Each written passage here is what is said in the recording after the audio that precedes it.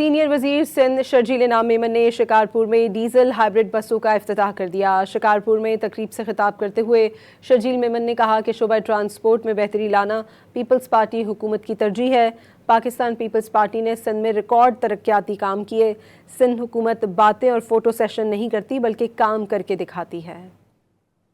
Bus service شروع کی جا رہی ہے، اس کی آپ نے بڑی حفاظت کرنی ہے، اس کی صفائی ستھرائی کا خیال رکھنا ہے۔ حکومت سندھ جس نے صوبہ سندھ میں بیشتر کام کیے ہیں، سندھ کے دیہی علاقوں میں جو روڈ رستوں کا نیٹ ورک ہے، الحمدللہ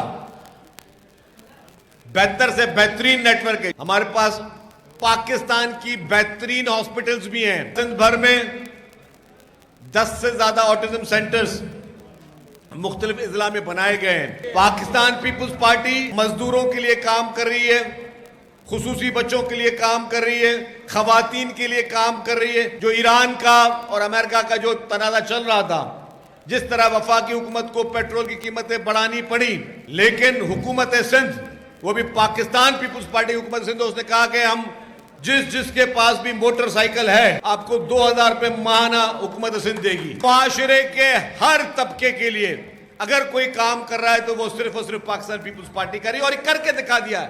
صرف باتیں نہیں کر رہے، صرف فوٹو سیشن نہیں کر رہے، کام کر کے پھر بتا رہے ہیں۔